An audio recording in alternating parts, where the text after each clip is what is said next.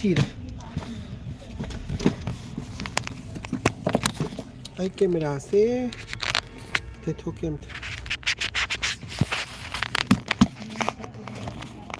काके का आसन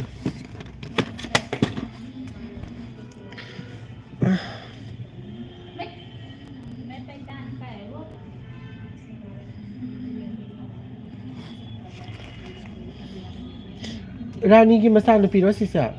रानी की बच्चा रा है मा खाने ओय ने तनो इसुद्रा ai ne manipur da mangang bi dai ko ka ngao ngai ram din ni नहीं है hai asalata नंबर 211 की कर दीजिए nasbin kai hai no to sutti tha kar bo au कैसे लिख दे babita sapam क्या नाम है देना हेलो आ गई भाग गई थी मैं मतलब चली गई थी कहाँ भाग गई थी 3-4 दिन के लिए फिर दोबारा एडमिशन होना इसका अच्छा वो यही वाली दिन है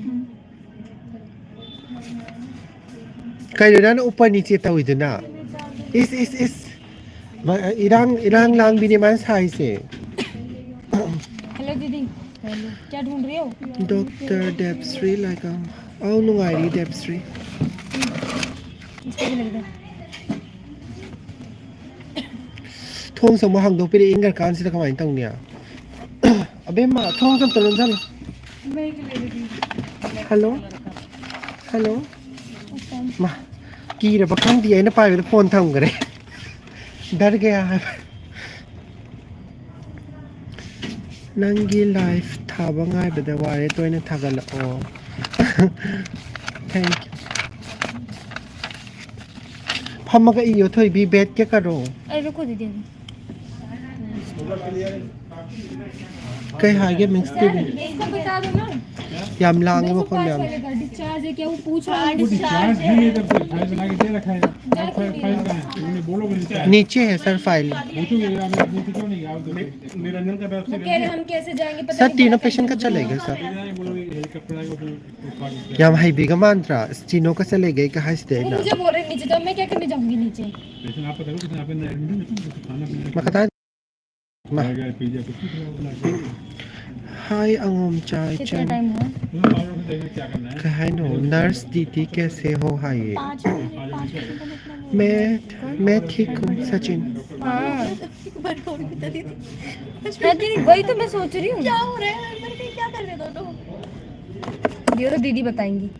दीदी 5 पेशेंटों में इतना वो क्यों हो रहा है तो बरकत की ये बहुत लंबा कहानी है yam nok ning trai cha सही होता है कहीं हाय नो किसी की निकल के सबको कुछ मेडिसिन रही नहीं होगी किसी की क्यों नहीं हो सकती कहा मेडिसिन क्यों नहीं करी पे मणिपुर दा हाइबिरो यारगा दai मणिपुर दा wai sana jagan phone नहीं लाइट था जरा पन वाइटल भी डरे नहीं हो इससे जानने पड़ेगा आपको मेडिसिन कहीं हाय नो तो एक पेंटोमेम से लोड कर ले और इसको देखिए yingi mapan da ngarang tinga sa itina super से भी करना mamban da lai chin na dum मुठा ठोकता बतो तो माइन नहीं वो मत लेकर अरे नहीं अभी तो क्या ना मुझे ट्रस्ट नहीं लग रहा है सुपर सेफ है दीदी हां सुपर सेफ है वो बता सुपर सेफ है खंग दि थोई बि मुझे नहीं लग रहा है मैं नहीं दूंगी तो अमा लोड तौर खंग द दि मत दे सुपर सेफ को मेंटेन लग रहा है मुझे सोनिया नंगी बोतल दु लंगथोखराबो हाय लंगथोखरे अमा लई रे दुगा ने तो si hai ge tor अमा लई रे बको ta kun cha pi da kun cha ngam be duga si so mai tha duk pi le ram ha phone da di khang ar tu si so mai tha duk pi ram tu इतना क्यों फैला रखा है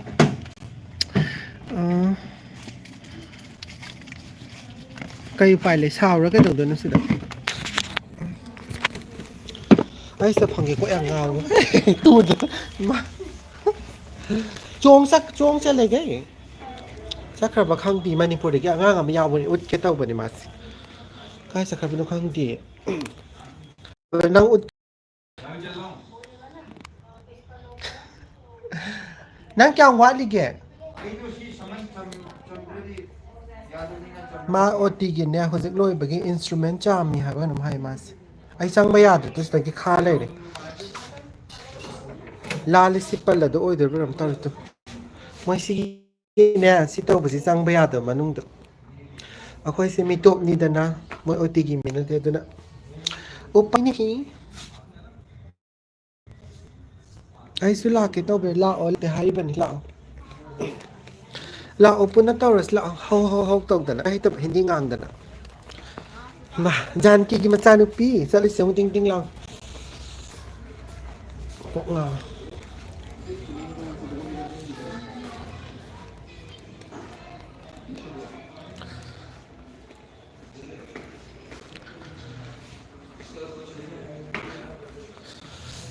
ꯏꯪꯕꯅ ꯁꯤꯔꯦ ꯔꯦꯅꯨꯀꯥ ꯑꯩ ꯔꯤꯝꯁ ꯃꯅꯥꯛꯇꯒꯤꯅꯦ ꯔꯤꯝꯁ ꯍꯣꯁꯄꯤꯇꯥꯜꯒꯤ ꯃꯅꯥꯛꯇꯒꯤꯅꯦ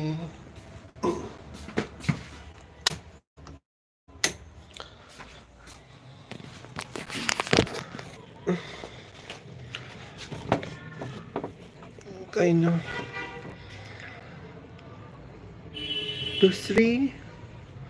दूसरी दीदी कहाँ है कनाना दूसरी दीदी बो ꯑꯁꯥꯂꯛꯇ ꯄꯨꯟꯕ ꯌꯥꯝ ꯅꯨꯡꯉꯥꯏꯗꯧ ꯃꯥꯜꯂꯦ ꯈꯪꯗꯦꯗ ꯄꯨꯜꯂꯒ ꯈꯪꯒꯅꯤ ꯑꯁꯥꯂꯇꯥꯁꯤ ꯀꯥꯏꯗꯒꯤꯅꯣ ꯑꯝꯇ ꯍꯥꯏꯕꯤꯔꯛꯎꯕ ꯑꯦꯝ ꯗꯤ ꯑꯕꯗꯨꯜ ꯆꯦꯒꯤ ꯚꯤꯗꯤꯑꯣ ꯌꯦꯡꯕ ꯌꯥꯝ ꯅꯨꯡꯉꯥꯏ ꯊꯦꯡꯛ ꯌꯨ ꯁꯣ ꯃꯆ ꯅꯪꯅ ꯉꯥꯡꯕꯁꯤ ꯇꯥꯕ ꯌꯥꯝ ꯅꯨꯡꯉꯥꯏꯃꯤ ꯀꯩꯅꯣ ꯑꯩꯅ ꯉꯥꯡꯉꯤꯁꯤꯗ ꯑꯩ ꯒ꯭ꯌꯥꯟ ꯇꯥꯗꯦ ꯀꯅꯥꯅꯣ ꯀꯩꯅꯣ ꯚꯨꯠ ꯑꯣꯏ ꯀꯩ ꯑꯣꯏ ꯇꯧ ꯌꯦꯡ ꯚꯨꯠ ꯇꯧꯔ ꯌꯦꯡ ꯂꯩꯔꯝꯃꯦ ꯃꯤꯇ ꯂꯝꯐꯦꯜꯗꯒꯤꯅꯦ ꯃꯥ ꯑꯗꯨꯗꯤ ꯑꯩꯈꯣꯏꯒ ꯌꯥꯝ ꯅꯛꯅꯔꯦ ꯑꯩ ꯁꯨꯇꯤ ꯊꯣꯛꯂꯛꯄ ꯀꯥꯟꯗ ꯆꯥꯛ ꯆꯔꯥ ꯑꯃ ꯆꯥꯃꯤꯟꯅ ꯇꯥꯔꯦ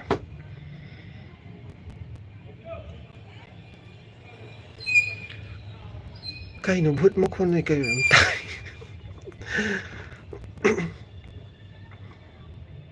ꯃꯄꯥꯟꯗꯅꯦ ꯑꯩꯁꯦ ꯃꯣꯏ ꯃꯌꯥꯝꯗꯣ ꯎꯠꯂꯛꯀꯦ ꯇꯧꯕꯅꯦꯕꯀꯣ ꯑꯗꯣ ꯀꯩꯅꯣ ꯇꯧꯕ ꯍꯦꯟꯑꯣꯚꯔ ꯇꯧꯕꯒꯤꯅꯦ ꯃꯈꯣꯟ ꯃꯌꯥꯝꯗꯣ ꯑꯩꯈꯣꯏꯒꯤ ꯇ꯭ꯔꯦꯟ ꯏꯁꯇꯦꯁꯟ ꯑꯣꯏ ꯀꯩ ꯑꯣꯏ ꯇꯧ ꯂꯩꯍꯧꯔꯦꯕ ꯑꯗꯨꯅ ꯇꯥꯐꯝ ꯈꯪꯉꯔꯣꯏꯅ ꯃꯅꯨꯡꯗ ꯂꯥꯛꯑꯕ ꯗꯥꯏꯂꯣꯛꯁꯦ ꯀꯩ ꯍꯥꯏꯅꯣ ꯌꯥꯝ ꯅꯨꯡꯉꯥꯏꯌꯦ ꯇꯥꯕꯗ ꯌꯥꯝ ꯅꯣꯛꯅꯤꯡꯉꯦ ꯃꯥꯂꯦꯝ ꯉꯥꯟꯕꯤ ꯈꯪꯗꯦꯗ ꯄꯨꯡꯉꯥꯡ ꯉꯥꯡꯕꯅꯤ ꯑꯩꯗꯤ ꯒ꯭ꯌꯥꯟ ꯇꯥꯗꯕꯅꯤ ꯃꯤꯅꯅꯦ ꯇꯨꯔꯒ ꯅꯣꯛꯎꯕꯒꯤ ꯑꯩꯁꯦ ꯃꯤꯋꯥꯁꯨ ꯇꯥꯔꯕꯅꯤ ꯅꯍꯥꯟꯗꯤ ꯃꯤꯁꯦ ꯁꯣꯏꯗꯅ ꯇꯨꯁꯜꯂꯦꯕꯀꯣ ꯇꯨꯕ ꯃꯇꯧꯗ ꯌꯥꯝ ꯅꯣꯛꯅꯤꯡꯕ ꯍꯥꯏꯇꯥꯔꯦ ꯑꯗꯨꯒꯤ ꯑꯩꯁꯦ ꯅꯣꯛꯎꯕꯒꯤ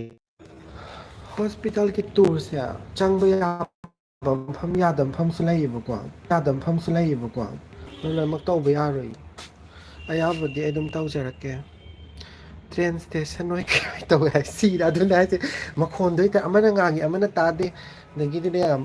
ꯃꯈꯣꯟꯗꯨꯁꯨ ꯅꯨꯡꯁꯤꯕ ꯌꯥꯎꯏ ꯅꯨꯡꯁꯤꯗꯕꯤꯁꯨ ꯌꯥꯎꯏ ꯈꯪꯕ꯭ꯔꯥ ꯃꯤꯍꯥꯠꯄꯤꯒꯤ ꯃꯈꯣꯟ ꯑꯣꯏ ꯀꯩ ꯇꯧꯕꯤ ꯑꯃꯁꯨ ꯌꯥꯎꯔꯤꯕ ꯅꯥꯏ ꯇꯥꯕꯗ ꯃꯥꯏ ꯃꯈꯣꯟꯗꯨꯅ ꯑꯃ ꯍꯦꯜꯂꯕꯅꯦ ꯑꯩꯅ ꯇꯥꯅꯤꯡꯗꯕꯗ ꯍꯦꯅꯨꯀꯥꯁꯤ ꯅꯣꯛꯏꯁꯤꯗꯤ ꯌꯥꯝ ꯏꯪꯉꯦ ꯑꯩꯈꯣꯏ ꯍꯧꯅꯔꯒ ꯆꯠꯃꯤꯟꯅꯗꯣꯏꯅꯤ ꯃꯈꯥꯗ ꯉꯥꯏꯅꯔꯤ ꯃꯅꯤꯄꯨꯔꯗꯒꯤ ꯅꯨꯄꯥ ꯃꯆꯥꯗꯣ ꯃꯥꯁꯨ ꯑꯩꯈꯣꯏꯒꯤ ꯂꯩꯀꯥꯏ ꯊꯪꯅꯕꯗ ꯂꯩꯌꯦꯕꯀꯣ ꯆꯠꯃꯤꯟꯅꯗꯣꯏꯅꯤ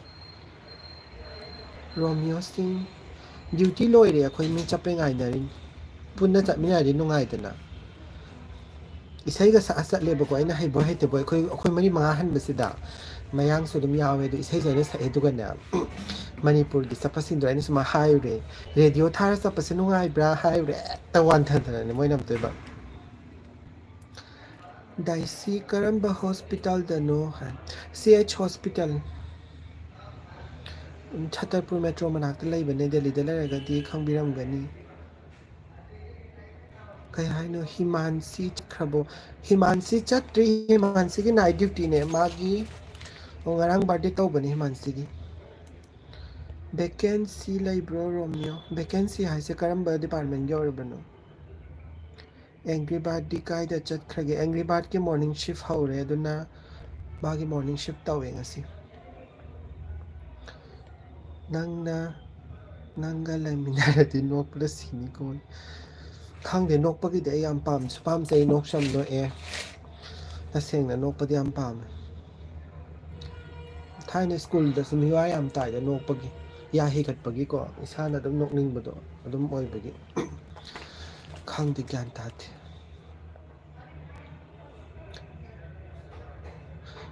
ꯑꯩ ꯀꯧꯕꯩ ꯂꯥꯛꯄ ꯌꯥꯝ ꯇꯧꯏ ꯃꯈꯣꯟꯁꯦ ꯚꯨꯠꯅ ꯀꯧꯏꯔꯥ ꯂꯥꯏꯅ ꯀꯧꯏꯔꯥ ꯑꯩ ꯒ꯭ꯌꯥꯟ ꯑꯃ ꯇꯥꯗꯦꯗ थो येंग बस तल्ले दूसरी दूसरी नर्स का क्या नाम है आपको हिंदी नहीं आती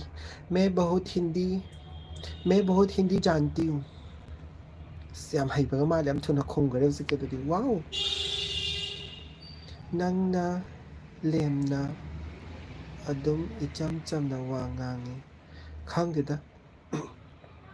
akhoi ju ana ba yeng ba la ke sabda jang rom da ro lak pe ya ye lak pi yo ado sabda jang rom da na ti ye sabda jang na som na la ga akhoi na Chhatarpur metro station lai bi di manak ta ni Renuka nang su adum no ning ya hai ba ngang su hai mal khang di nok pa gi jam nok chan ning do se lak pa de nei ke abu nok tare manipur de lai ga di khang bra angang mayam de hingo nu ama ma tar ga dum nok mina da dum lang am ban do khang ti eris nam si de hai se kai nai nok pa da si do kai da wi no asala ta Q&A am ta tawro matang sa ba taw jarake malem ngan bi am ta pe na nok piro kana nok pia re ai nok pia am hawi hospital si da ne mai ta abai ning ne no dina ka no sda yam hawi bai na nok podo manung de yaw ba isor se chong tho ga no e ha ba nok pa matam da pen ge nong ma la ke su ems hospital da lai ya e lak pio private kira government lo dai si private job ni da government kan te ado hanak ems ki thabak ko dori hai ado tha ge ti taw bane mayam wish to bio selection phang bo ja ge video yam thiraga kai hai no yeng bada ahin ka mayam thiraga yeng bada ahin tum den no dai bagi Maharaba में कम से अच्छा Hi Aryan Anu kay ano Ming di khang di ay ming risk ka we Hi wara mani duty level wade da ngasi di wasu wade duga ngarang kya wai ngarang di na kay hay din no akoy bu ne mi oi bagi kano se haksang se oi re ba nungthang oi kai oi taw re ba thabak se ta chin pan da rang si sam je thado ka sen dok ta ngai ba nang ta thabak mayam sanam toy ba ai na phagi taw ra ha ba ni sam thado thabak taw ra si ro ngasi di hen man gare kok ka chi e na oi ma nang ngasi da thik nei na han gai taw ba se ta nang hong da ba o yam nungai jai sakitom bilai ti e morning ta e Lina Thongam thank you so much mubang amta tawse hai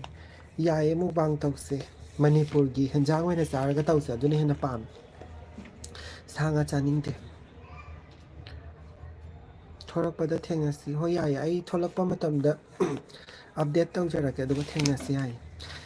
hanjang manipur gi makhang khal thonga saminasi ris lala mong dairo nati sona kan kano lai bido khang ba langol bi lai bido adu manak ta gini yae iron ba uti gumba ho yae ai kang ho yam pa me kang ho ma hapsalas weather ka maina taw ge chu lo weather di ya de da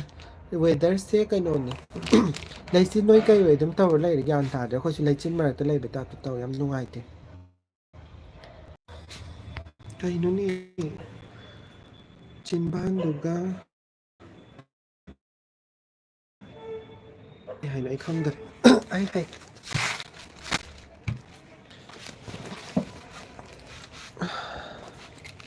hai sao mà giác thong ở đây nè cái giang thong đấy nó không thể là gì cô bị sát tiệm tràn nhiều đó cô bị sát anh cha sẽ là không chứ cái nó SP SP cái hai nó SP ai cái phone sẽ mà khá hoài sẽ cài bao có để được cái comment mà khá sinh sẽ bảo là khi đang nung ai tìm mà SP ꯈꯪꯗ꯭ꯔꯦ ꯑꯩ ꯃꯈꯥꯏꯁꯤ ꯉꯔꯥꯡ ꯃꯪꯗꯅꯦ ꯑꯩꯈꯣꯏ ꯆꯤꯛꯏꯅꯦꯅꯅꯦ ꯒꯧ ꯂꯥꯎꯅ ꯆꯤꯛꯇꯕꯗꯣ ꯍꯨꯏ ꯑꯃ ꯑꯣꯏꯕꯒꯤ ꯍꯦꯛꯇꯅꯦ ꯑꯩꯈꯣꯏꯒꯤ ꯑꯩꯁꯤ ꯃꯣꯏꯒꯤꯅꯦ ꯍꯨꯏꯒꯤ ꯒ꯭ꯔꯨꯞꯇ ꯇꯤꯟꯕꯗꯧꯅꯅꯦ ꯒꯧ ꯒꯧ ꯒꯧ ꯇꯧꯔꯒ ꯆꯤꯛꯄ ꯑꯗꯨꯃꯥꯏꯅ ꯆꯤꯛꯄꯤꯔꯝꯃꯦꯕ ꯃꯃꯥꯡꯁꯤꯗ ꯇꯨꯝ ꯍꯧꯒꯠꯂꯛꯄꯗ ꯑꯩꯅ ꯌꯦꯡ ꯀꯩꯅꯣꯅꯦ ꯍꯨꯏ ꯆꯤꯛꯑꯝꯃꯤꯁꯦ ꯈꯨꯆꯤꯛꯁꯤꯕꯣꯅ ꯍꯨꯏ ꯆꯤꯛꯄꯁꯤ ꯐꯠꯇꯦ ꯍꯥꯏꯕ꯭ꯔꯥ ꯐꯩ ꯍꯥꯏꯕ꯭ꯔꯥ ꯑꯩ ꯈꯪꯗꯦ ꯍꯨꯏꯅ ꯆꯤꯛꯄꯁꯦ ꯑꯗꯣ ꯑꯩ ꯋꯥꯈꯜꯗꯗꯤ ꯃꯪꯗ ꯆꯤꯛꯈ꯭ꯔꯕꯅꯤꯅ ꯑꯁꯦꯡꯕꯗꯗꯤ ꯆꯤꯛꯇꯧ ꯃꯥꯟꯗꯕ ꯑꯗꯨꯃꯥꯏꯅ ꯈꯟꯕ ꯑꯩꯅ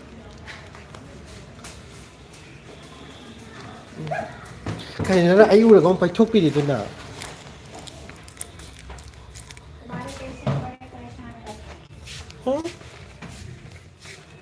ꯑꯣꯏꯔꯁꯅꯨ ꯄꯔꯤꯁꯥ ꯅꯪꯅ ꯌꯥꯗꯔꯦ ꯀꯣꯟ ꯐꯦꯡꯕꯗꯧꯅꯅꯦ ꯃꯣꯏ ꯌꯥꯗꯔꯦ ꯀꯣꯟ ꯐꯦꯡꯕꯗꯧꯅꯅꯦ ꯃꯣꯏꯗꯤꯅꯦ ꯑꯣ ꯇꯤ ꯂꯣꯏꯔꯒ ꯑꯃꯅꯦ ꯏꯟꯁꯇ꯭ꯔꯨꯃꯦꯟ ꯃꯌꯥꯝꯁꯦ ꯑꯃ ꯆꯥꯝꯗꯅ ꯇꯛꯇꯅ ꯇꯧ ꯂꯩꯔꯦꯕ ꯁꯤ ꯄꯨꯂꯞ ꯄꯨꯂꯞ ꯊꯣꯛꯂꯛꯇꯦꯕ ꯏꯁꯧ ꯂꯥꯡꯁꯟꯕ ꯑꯩ ꯑꯟꯇꯤ ꯏꯕꯨꯡꯉꯣ ꯅꯪ ꯗ꯭ꯔꯦꯁ ꯑꯃꯨꯛ ꯍꯣꯡꯈꯤꯗꯣꯏꯔꯥ ꯅꯪ ꯗ꯭ꯔꯦꯁ ꯑꯃꯨꯛ ꯍꯣꯡꯈꯤꯗꯣꯏꯔꯥ ꯑꯁ ꯐꯖꯗꯅ ꯂꯩꯔꯕꯗꯨꯅ ꯑꯃꯨꯛ ꯀꯩ ꯍꯣꯡꯅꯤꯡꯉꯤꯅꯣ ꯅꯪꯅ ꯑꯩꯈꯣꯏ ꯗ꯭ꯔꯦꯁꯇ ꯑꯗꯨꯝ ꯆꯠꯂꯤ ꯀꯔꯤꯝ ꯈꯟꯗꯦ ꯃꯣꯏꯁꯤꯡꯁꯤꯅꯅꯦ ꯑꯝꯇ ꯋꯥ ꯌꯥꯝ ꯑꯩ ꯃꯄꯥꯟꯗ ꯉꯥꯏꯕꯤꯒꯦꯀꯣ ꯌꯥꯝ ꯀꯨꯏꯅ ꯆꯦꯟꯖ ꯇꯧꯔꯅꯨ ꯊꯦꯡꯉꯕꯅꯤ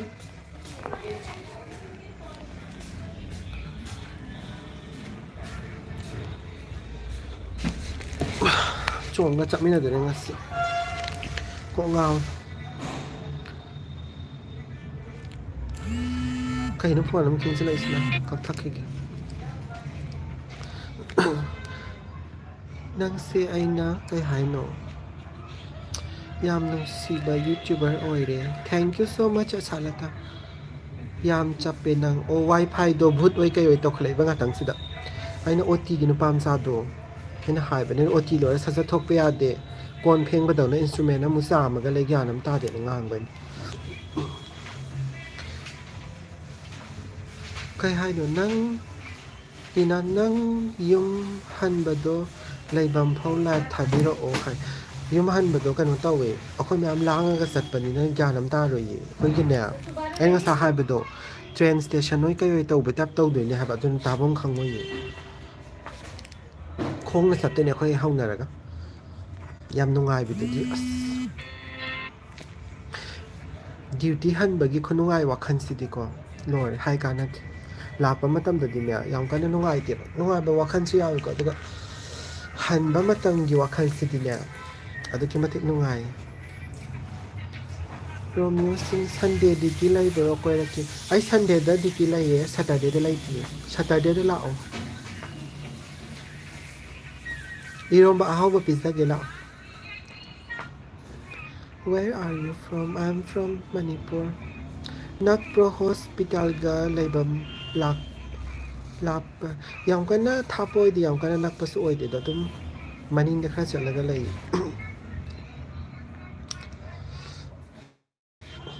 ꯑꯗꯣ ꯍꯣꯁꯇꯦꯜꯒꯤ ꯃꯇꯥꯡꯒꯤꯗꯤ ꯃꯃꯥꯡꯗꯁꯨ ꯍꯥꯏꯖꯈ꯭ꯔꯕꯅꯦ ꯊꯦꯡꯛ ꯌꯨ ꯃꯤꯂꯣ ꯍꯥꯏꯗꯣꯏꯔꯥ ꯃꯥꯏꯂꯣ ꯍꯥꯏꯗꯣꯏꯔꯥ ꯐꯤꯃꯦꯜꯒꯤ ꯍꯣꯁꯇꯦꯜꯗꯣ ꯀꯟꯁꯇ꯭ꯔꯛꯁꯟꯗ ꯂꯩꯌꯦꯕꯀꯣ ꯑꯟꯗꯔ ꯀꯟꯁꯇ꯭ꯔꯛꯁꯟꯗ ꯑꯗꯨꯒ ꯃꯦꯜꯒꯤ ꯑꯣꯏꯅꯗꯤ ꯍꯣꯁꯇꯦꯜꯗꯣ ꯂꯩꯌꯦ ꯑꯗꯣ ꯃꯣꯏꯗꯤ ꯍꯣꯡꯁꯨ ꯌꯥꯝ ꯍꯣꯡꯉꯦ ꯌꯥꯝ ꯐꯩꯌꯦ ꯃꯣꯏ ꯍꯣꯁꯇꯦꯜꯗꯤ ꯑꯗꯣ ꯑꯗꯨꯗ ꯊꯕꯛ ꯇꯧꯔꯒꯗꯤ ꯍꯣꯁꯇꯦꯜꯗ ꯅꯨꯄꯥꯈꯩ ꯑꯗꯨꯝ ꯂꯩꯕ ꯌꯥꯅꯤ ꯑꯗꯨꯝ ꯁꯦꯂꯔꯤ ꯁꯦꯚꯤꯡ ꯑꯣꯏꯒꯅꯦꯕꯀꯣ ꯑꯗꯨꯝ ꯑꯦꯛꯖꯥꯝꯄꯜ ꯃꯣꯏ ꯍꯣꯁꯇꯦꯜ ꯐꯤꯁꯦ ꯑꯩ ꯋꯥꯈꯟꯗ ꯂꯨꯄꯥ 1,150,000 ꯑꯅꯤꯃꯨꯛꯇꯪꯂꯧꯕ ꯃꯥꯜꯂꯦ ꯃꯄꯥꯟ ꯂꯝꯗ 1,200,000 ꯌꯥꯔꯦꯗꯅꯀꯣ ꯕꯦꯗꯁꯨ ꯂꯣꯏ ꯄꯤꯕꯅꯦ ꯃꯣꯏ ꯂꯣꯏ ꯄꯤꯕꯅꯦ ꯑꯗꯨꯒ ꯇꯣꯂꯣꯞ 15,000ꯇ ꯆꯥꯔꯁꯨꯀꯣ ꯂꯨꯄꯥ 2,000 ꯈꯛꯇꯅꯦꯕ ꯍꯣꯁꯇꯦꯜꯒꯤ ꯈꯥꯏꯗꯣꯛꯀꯗꯣꯏꯁꯦ ꯑꯗꯨꯗꯤ ꯂꯦꯝꯗ꯭ꯔꯥꯅꯦꯀꯣ ꯂꯥꯡꯒꯣꯜ ꯚ꯭ꯌꯨ ꯃꯃꯥꯡꯗꯒꯤ ꯔꯦꯁꯃꯤ ꯀꯧꯕ ꯑꯃ ꯈꯪꯕ꯭ꯔꯣ ꯑꯥꯔ ꯀꯦ ꯁꯅꯥꯇꯣꯝꯕꯤꯒꯤ ꯏꯁꯇꯨꯗꯦꯟ ꯔꯦꯁꯃꯤ ꯑꯩꯗꯤ ꯀꯌꯥ ꯈꯪꯗꯤꯌꯦ ꯍꯣꯏ ꯃꯁꯛ ꯈꯪꯅꯔꯝꯕꯁꯨ ꯌꯥꯏ ꯑꯩ ꯀꯌꯥꯗꯤ ꯈꯪꯗꯦ ꯂꯥꯡꯒꯣꯜ ꯚ꯭ꯌꯨꯒꯤ ꯃꯃꯥꯡꯒꯤ ꯂꯩꯔꯛ ꯑꯣꯏꯔꯒꯗꯤ ꯑꯩ ꯈꯪꯉꯔꯣꯏ ꯑꯩ ꯍꯤꯟꯗꯤꯁꯦ ꯄꯥꯔꯔꯣꯏ ꯃꯦꯁꯦꯁꯇꯣ ꯀꯣꯛ ꯌꯥꯝ ꯆꯤꯛꯏ ꯎꯇꯤ ꯆꯥꯁꯦ ꯀꯩ ꯄꯨꯔꯛꯑꯣ ꯍꯥꯏꯅꯣ ꯍꯥꯏ ꯌꯣꯡꯆꯥꯛ ꯄꯨꯕꯤꯔꯛꯑꯣ ꯌꯣꯡꯆꯥꯛ ꯌꯥꯝ ꯆꯥꯅꯤꯡꯉꯤ ꯍꯟꯗꯛꯁꯦ ꯑꯩ ꯌꯣꯡꯆꯥꯛ ꯆꯥꯗ꯭ꯔꯤ ꯄꯤꯌꯨꯁ ꯅꯃꯁꯇꯦ ꯅꯃꯁꯇꯦ ꯅꯪꯁꯦ ꯀꯩ ꯍꯥꯏꯅꯣ ꯅꯤꯅꯥꯅ ꯁꯤ ꯃꯈꯥꯁꯦ ꯀꯃꯦꯟ ꯄꯥꯕ ꯍꯦꯛꯇ ꯌꯥꯗꯕ ꯇꯤꯟꯅꯕ ꯂꯣꯏꯅꯕ ꯃꯈꯥꯗꯤ ꯑꯣꯏꯔꯣꯏ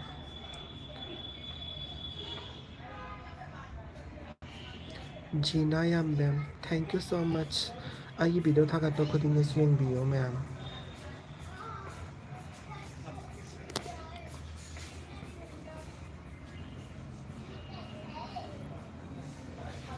จักจันเนอร์บรูแมนใครกินยังชาบีละกี่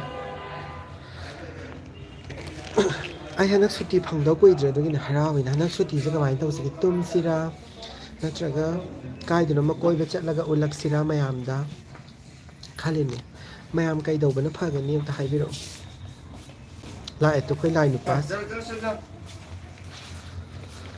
จักรใช่หรอ Light tadi baje. Wow. นี่นะคุยใหญ่เลยนะอาซาลตาจาร์อีรอมบะก็ใครก็จาร์โนกังเขายาวบรูใครยาวกี่ไอ้ดินังกี่วิดีโอดูมีเงี้ยลุงไอ้ยามนะ thank you so much ได้สิมิงซ้ำภาษาได้สิสักซ้ำภาษาเริ่มต้นมาเลยตัวโฟโต้ดียังเบียดตัวสิมาเลมงานบีคนคุยไปจัดแล้วก็ไลฟ์ทับบีเราจะคุยไปสักภาษาคุยที่ยามลุงไอ้ตัวบ้านนั่นเนี่ยดิวตี้เสียตรงานนะบัดนี้จัดนิ่งมันมีก็สับภาษาพังดับตัวก็มาโรมารีถกตัวก็สับไม่น่าบัดนี้นะไอ้นี่ฮินดีให้บ่ให้ตัวงางนี่แต่มวยเดสบอร์ดิ้งจูนี่ตัวก็ยานเมลันตาแต่ตัวโอ้ยตัวนี้ให้บ่ตัวน่ะเอามาในเจนเอ็มนี่ปักน้ำกันเลยว้าวหาวนี่ปักน้ำสักลาเมโก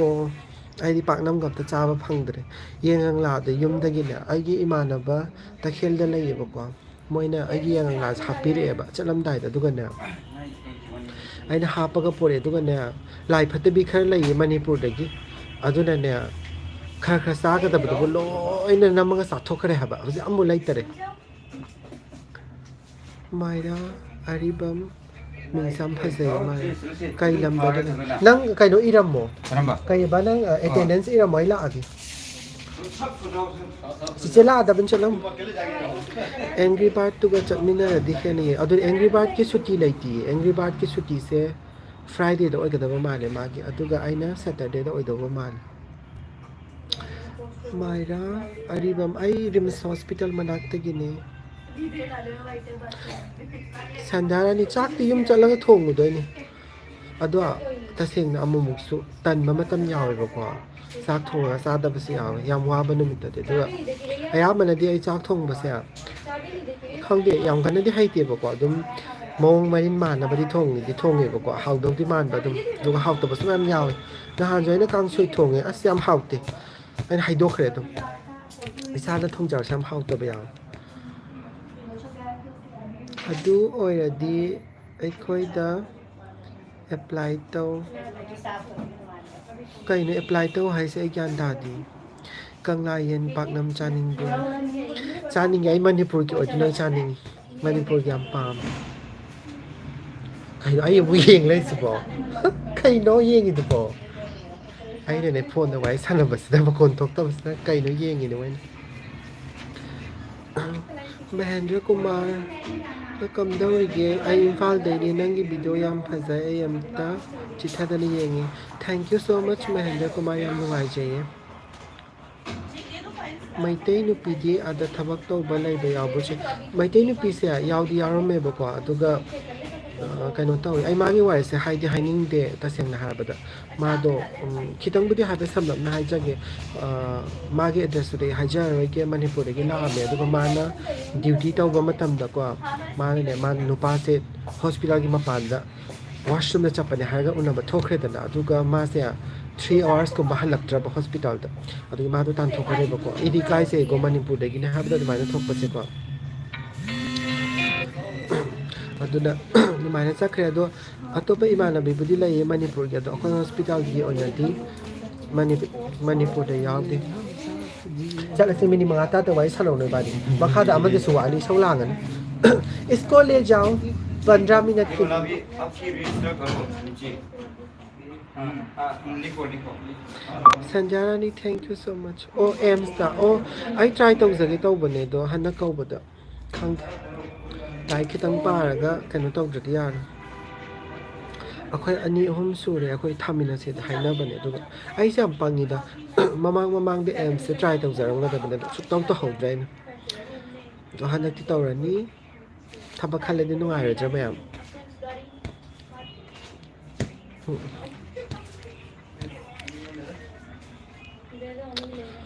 ꯑꯦꯝꯁꯇ ꯊꯕꯛ ꯇꯧꯕꯈꯩꯁꯨ ꯅꯨꯡꯉꯥꯏꯖꯔꯝꯒꯅꯤ ꯑꯩꯈꯣꯏꯗꯤ ꯄ꯭ꯔꯥꯏꯚꯦꯠ ꯍꯣꯁꯄꯤꯇꯥꯜꯗꯅ ꯇꯧꯔꯤꯁꯦ ꯑꯦꯝꯁꯀꯤꯗꯣ ꯗꯦꯠ ꯊꯣꯛꯈ꯭ꯔꯕꯣ ꯑꯦꯝꯁꯀꯤꯗꯣ ꯊꯣꯛꯑꯅꯤꯅ ꯍꯥꯏꯕꯅꯦ ꯃꯅꯨꯡꯗ ꯑꯩꯈꯣꯏꯒꯤ ꯍꯣꯁꯄꯤꯇꯥꯜ ꯗꯣꯛꯇꯔꯒꯤ ꯈꯪꯅꯕ ꯑꯃ ꯂꯩꯌꯦꯕꯀꯣ ꯑꯗꯣ ꯃꯣꯏꯅ ꯍꯥꯏꯕꯅꯤ ꯊꯣꯛꯑꯅꯤ ꯍꯥꯏ ꯑꯗꯨꯗꯨꯒꯤ ꯑꯩ ꯄꯥꯎ ꯈꯪꯕ ꯀꯥꯟꯗ ꯑꯞꯗꯦꯠ ꯇꯧꯖꯔꯒꯦ ꯊꯥꯒꯦ ꯇꯧꯕꯅꯤ ꯄꯥꯕ ꯌꯥꯗ꯭ꯔꯦ ꯂꯤꯅꯥ ꯊꯣꯉꯥꯝ ꯍꯥꯏꯁꯦ ꯑꯗꯨꯝ ꯊꯥꯕꯤꯔꯛꯑꯣ ꯃꯃꯥꯡꯒꯤꯁꯨ ꯎꯕꯗꯤ ꯈꯪꯗ꯭ꯔꯦ ꯀꯩ ꯍꯥꯏꯅꯣ ꯑꯩ ꯒ꯭ꯌꯥꯟ ꯇꯥꯖꯗ꯭ꯔꯦ ꯌꯦꯡꯅꯤꯡꯕꯅꯤ ꯆꯦꯅꯪ ꯊꯦꯡꯛ ꯌꯨ ꯁꯣ ꯃꯆ ꯂꯤꯅꯥ ꯃꯄꯥꯟꯗ ꯏꯪꯉꯝꯗꯣꯏ ꯃꯌꯥꯝꯁꯦ ꯈꯟꯕꯗ ꯑꯩ ꯇꯜꯂꯤꯉꯣ ꯑꯁꯦꯡꯕ ꯑꯗꯨꯒ ꯃꯌꯥꯝꯅ ꯁꯝ ꯊꯥꯗꯣꯛꯑꯒ ꯎꯠꯄꯤꯔꯛꯑꯣ ꯍꯥꯏꯕꯁꯦ ꯑꯗꯨꯛꯀꯤ ꯃꯇꯤꯛ ꯌꯥꯝꯃꯦ ꯀꯃꯦꯟꯇ ꯑꯩꯗꯣ ꯁꯝꯗꯣ ꯍꯣꯁꯄꯤꯇꯥꯜ ꯂꯩꯕꯅꯤ나 ꯊꯥꯗꯣꯛꯄ ꯌꯥꯗꯦ ꯑꯗꯨꯅ ꯅꯣꯡꯃ ꯗ꯭ꯌꯨꯇꯤ ꯍꯜꯂꯛꯄ ꯅꯠꯇ꯭ꯔꯒ ꯌꯨꯝꯗ ꯂꯩꯕꯗꯣ ꯑꯗ ꯊꯥꯗꯣꯛꯆꯔꯛꯀꯦ ꯁꯝꯗꯣ ꯑꯗꯨꯒ ꯌꯦꯡꯕꯤꯌꯨ ꯀꯩ ꯃꯥꯜꯂꯤ ꯍꯥꯏꯕꯗꯣ ꯍꯥꯏꯕꯤꯔꯛꯑꯣ ꯑꯗꯨꯒ ꯁꯝ ꯊꯥꯗꯣꯛꯄꯗꯣ ꯀꯩꯅꯣ ꯃꯥꯟꯕ꯭ꯔꯥꯅ ꯀꯩꯕ ꯃꯍꯥꯗꯦꯕꯒ ꯑꯃꯨꯛ ꯃꯥꯟꯗꯣꯏꯁꯦ ꯑꯩ ꯁꯣꯔꯤ ꯂꯥꯏꯗ ꯑꯗꯨꯃꯥꯏ ꯍꯥꯏꯕ ꯌꯥꯗꯦ ꯁꯣꯏꯒꯔꯦ ꯑꯩꯁꯨ ꯊꯥꯒꯦ ꯇꯧꯕꯅꯦ ꯑꯗꯣ ꯊꯣꯛꯑꯗꯤ ꯍꯥꯏꯕꯤꯔꯛꯑꯣ ꯁꯣꯏꯗꯕꯤꯗ ꯍꯣꯏ ꯍꯥꯏꯖꯔꯛꯀꯦ ꯑꯗꯨꯅꯦ ꯊꯥꯃꯤꯟꯅꯁꯤ ꯌꯥꯏꯌꯦ ꯑꯩꯈꯣꯏ ꯄꯨꯟꯅ ꯈꯜꯂꯁꯦ ꯑꯗꯨꯒ ꯄꯨꯟꯅ ꯊꯕꯛ ꯇꯧꯃꯤꯟꯅꯅꯕ ꯀꯩ ꯍꯥꯏꯅꯣ ꯅꯪꯒꯤ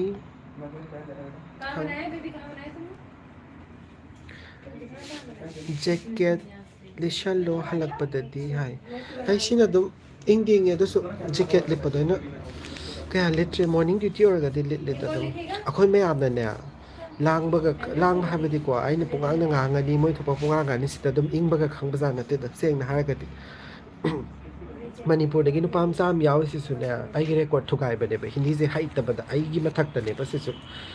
ꯑꯗꯨꯅꯅꯦ ꯑꯩꯈꯣꯏꯕꯥꯅꯤꯁꯦ ꯍꯤꯟꯗꯤ ꯍꯩꯇꯕꯗ ꯑꯗꯨꯒ ꯑꯗꯨꯅ ꯅꯣꯛꯄꯗ ꯑꯗꯨꯝ ꯏꯪꯕꯒ ꯈꯪꯗꯕꯗꯣ ꯑꯗꯨꯅꯦ ꯇꯧꯗꯣꯏꯁꯦ ꯔꯣꯃꯤꯌꯣ ꯎꯇꯤ ꯄꯤꯖꯔꯗꯤ ꯃꯇꯦꯡ ꯄꯥꯡꯒꯦ ꯍꯥꯏ ꯀꯩ ꯎꯇꯤ ꯆꯥꯅꯤꯡꯉꯤꯅꯣ ꯒ꯭ꯔꯤꯟ ꯀꯂꯔ ꯒ꯭ꯔꯤꯟꯒꯤꯗꯤ ꯀꯌꯥ ꯄꯣꯠꯇꯤ ꯀꯩꯅꯣ ꯇꯧꯗꯦ ꯚꯤꯗꯤꯑꯣ ꯈꯔ ꯇꯣꯏꯅ ꯊꯥꯒꯠꯂꯛꯑꯣ ꯚꯤꯗꯤꯑꯣ ꯊꯥꯒꯠꯄꯁꯦ ꯚꯤꯗꯤꯑꯣ ꯅꯝꯕ ꯃꯇꯝꯁꯦ ꯌꯥꯝ ꯀꯟꯅ ꯂꯩꯇꯕ ꯍꯧꯖꯤꯛꯀꯥꯟꯁꯦ ꯀꯩꯅꯣ ꯇꯧꯋꯦ ꯑꯩꯁꯦ ꯑꯇꯣꯞ ꯑꯇꯣꯞꯄ ꯗꯤꯄꯥꯔꯠꯃꯦꯟ ꯆꯠꯂꯒꯅꯦ ꯏꯃꯥꯔꯖꯦꯟꯁꯤꯗꯗꯤꯀꯣ ꯁ꯭ꯇꯥꯐ ꯅꯨꯡꯉꯥꯏꯕ ꯂꯩꯌꯦꯕꯀꯣ ꯑꯗꯣ ꯏꯃꯥꯔꯖꯦꯟꯁꯤꯗꯗꯤ ꯑꯦꯂꯥꯎ ꯇꯧꯗꯦꯕ ꯚꯤꯗꯤꯑꯣꯒ꯭ꯔꯥꯐꯤꯁꯦ emergency I C U O T ꯑꯍꯨꯝꯁꯦ ꯚꯤꯗꯤꯑꯣꯒ꯭ꯔꯥꯐꯤ ꯑꯦꯂꯥꯎꯠ ꯇꯧꯗꯕꯅꯤꯅ ꯑꯩꯁꯦ ꯅꯝꯃꯛꯇꯕꯅꯦ ꯅꯠꯇ꯭ꯔꯗꯤꯅꯦ ꯏꯃꯥꯔꯖꯦꯟꯁꯤꯗ ꯌꯥꯝ ꯅꯨꯡꯉꯥꯏꯕ ꯁ꯭ꯇꯥꯐ ꯂꯩꯌꯦꯕ ꯑꯦꯡꯒ꯭ꯔꯤ ꯕꯥꯔꯠ ꯅꯨꯡꯉꯥꯏ ꯍꯥꯏꯗꯣ ꯑꯗꯒꯤ ꯍꯦꯟꯅ ꯅꯨꯡꯉꯥꯏꯕ ꯌꯥꯝ ꯂꯩꯌꯦꯕ ꯁ꯭ꯇꯥꯐ ꯈꯪꯕ꯭ꯔꯥ ꯃꯅꯤꯄꯨꯔꯒ ꯈꯔ ꯊꯣꯛꯍꯟꯕꯒꯁꯦ ꯌꯥꯝ ꯂꯩꯌꯦꯕꯀꯣ ꯑꯗꯣ ꯅꯣꯡꯃ ꯃꯇꯥꯡ ꯆꯥꯕꯗ ꯑꯗꯨꯝ ꯑꯩ ꯀꯧꯔꯒ ꯑꯗꯨꯝ ꯚꯤꯗꯤꯑꯣ ꯀꯩꯅꯣ ꯇꯧꯖꯔꯛꯀꯦ ꯆꯥꯛ ꯂꯥꯝꯒꯟꯗꯕ ꯃꯥꯜꯂꯤ ꯁꯤꯁꯇꯔꯒꯤ ꯗ꯭ꯌꯨꯇꯤ ꯂꯣꯏꯔꯕ ꯑꯩ ꯆꯥꯛ ꯀꯌꯥ ꯂꯥꯝꯒꯟꯗꯤꯌꯦ ꯑꯩꯅꯦ ꯆꯥ ꯊꯛꯆꯟꯈꯔꯦ ꯆꯥ ꯌꯥꯝ ꯄꯥꯝꯖꯩ ꯑꯩꯗꯤ ꯑꯗꯨꯅ ꯆꯥꯛ ꯀꯌꯥ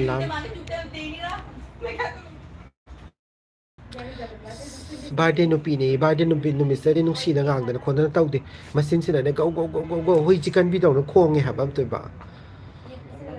ꯂꯤꯔꯤ ꯈꯨꯔꯤꯅ ꯉꯥꯡꯗꯦ ꯍꯥꯏꯕ ꯀꯩꯅꯣ ꯁꯤꯕꯣ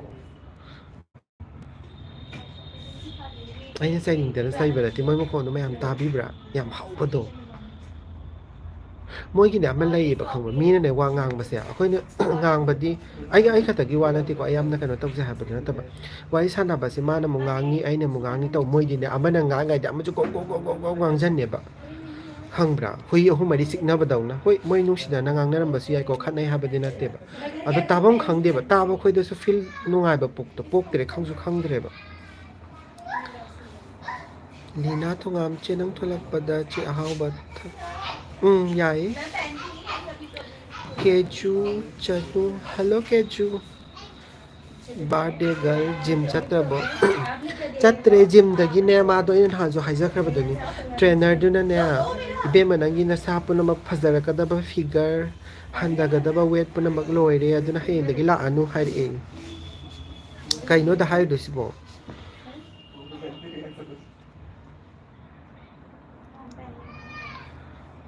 ꯑꯩꯉꯣꯟꯗꯒ ꯑꯩꯁꯦ ꯃꯔꯝ ꯈꯪꯗꯅ ꯅꯣꯛꯁꯜꯂꯨꯔꯦ ꯃꯣꯏꯗ ꯑꯃꯨꯛ ꯃꯣꯏ ꯋꯥꯔꯤ ꯇꯥꯕ ꯃꯥꯜꯂꯝꯃꯅꯤ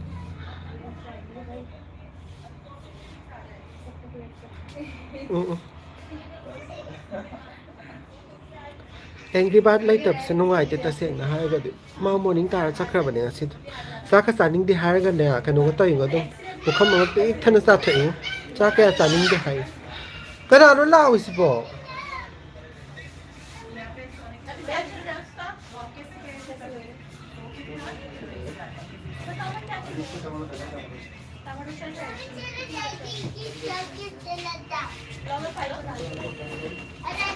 ꯀꯪꯂꯥꯌꯦꯟ ꯄꯥꯛꯅꯝ ꯆꯥꯅꯤꯡꯕ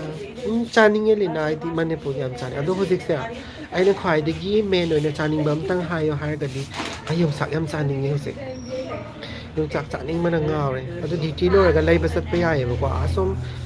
ꯀꯩꯕ ꯃꯣꯏ ꯂꯝꯗꯣ ꯀꯤꯁꯟꯒꯔ ꯍꯥꯏꯕ ꯀꯩꯅꯣ ꯑꯁꯣꯝꯗ ꯌꯣꯜꯂꯦ ꯍꯥꯏꯕꯅꯦꯕ ꯑꯗꯣ ꯑꯩꯗꯤ ꯏꯊꯟꯗ ꯆꯠꯄꯗ ꯐꯔꯛ ꯇꯥꯔꯕ ꯑꯗꯨꯗꯨꯒꯤ ꯅꯠꯇ꯭ꯔꯗꯤ ꯌꯥꯝ ꯆꯥꯅꯤꯡꯕꯅꯤ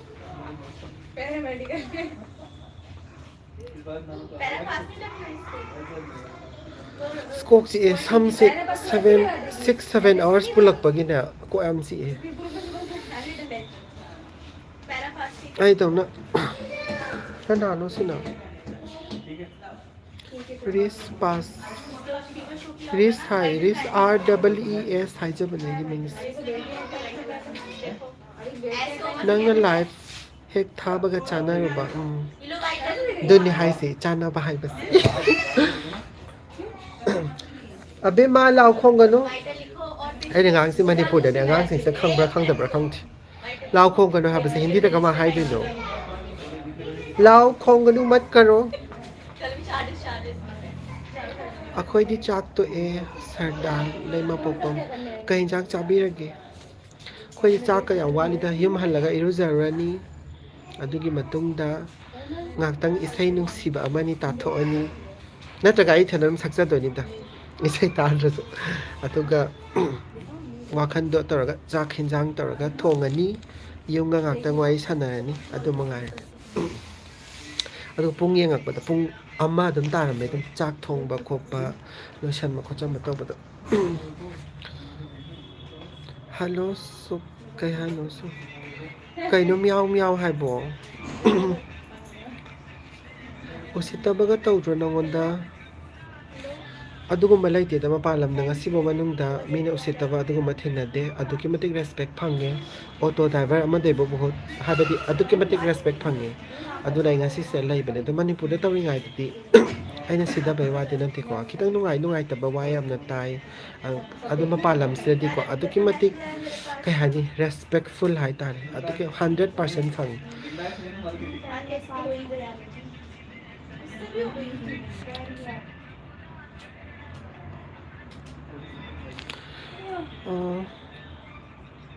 ꯏꯁꯩ ꯃꯇꯦꯛ ꯑꯃ ꯁꯛꯄꯤꯔꯛꯑꯣ ꯈꯣꯟꯖꯦꯜ ꯌꯥꯝ ꯅꯨꯡꯁꯤꯗꯧꯕ ꯃꯥꯜꯂꯦ ꯑꯩ ꯏꯁꯩ ꯍꯩꯇꯤꯌꯦ ꯑꯩ ꯏꯁꯩꯁꯦ ꯏꯊꯟꯗꯅ ꯄꯨꯁꯛ ꯁꯛꯄꯩ ꯋꯥꯅꯤ ꯅꯣꯡꯃ ꯂꯥꯛꯑꯣ ꯑꯗꯨꯒ ꯔꯨꯝꯗ ꯑꯣꯏꯅ ꯁꯛꯑ ꯇꯥꯍꯜꯂꯒꯦ ꯑꯁꯦꯡꯕ ꯅꯪꯒꯤ ꯌꯥꯇꯣꯟ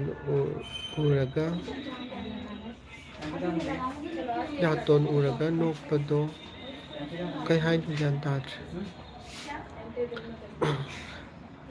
ꯕꯂꯥ ꯌꯥꯝ ꯃꯥꯟꯗꯕꯅꯤꯗ ꯑꯩ ꯃꯃꯥꯡꯁꯦ ꯈꯔ ꯆꯧꯏꯔ ꯀꯩꯅꯣ ꯈꯪꯗꯦ ꯑꯩꯁꯨ ꯒ꯭ꯌꯥꯟ ꯇꯥꯗꯦ ꯏꯁꯣꯔꯅ ꯁꯨꯃꯥꯏꯅ ꯄꯤꯕꯤꯔꯛꯑꯦ ꯌꯥꯁꯦ ꯂꯤꯅꯥ 8:30 ꯇꯥꯔꯗꯤ ꯆꯦꯒꯤ ꯂꯥꯏꯚ ꯔꯦꯗꯤ ꯉꯥꯏꯖ ꯃꯔꯛ ꯃꯔꯛꯇ ꯑꯗꯨꯝ ꯂꯥꯏꯚ ꯊꯥꯖꯔꯛꯀꯅꯤ ꯆꯠꯂꯁꯤꯔꯥ ꯂꯣꯏꯔꯕ ꯆꯠꯅꯕ ꯇꯧꯔꯁꯤ ꯀꯩ ꯍꯥꯏꯅꯣ ꯁꯥꯎꯅꯨꯀꯣ ꯀꯩꯒꯤ ꯁꯥꯎꯗꯣꯏꯅꯣ ꯈꯪꯗꯕ ꯍꯥꯏꯕꯁꯦ ꯍꯪꯒꯗꯕꯅꯤ ꯑꯗꯨꯕꯨ ꯌꯥꯝ ꯅꯨꯡꯉꯥꯏ ꯃꯄꯥꯟ ꯂꯝꯗ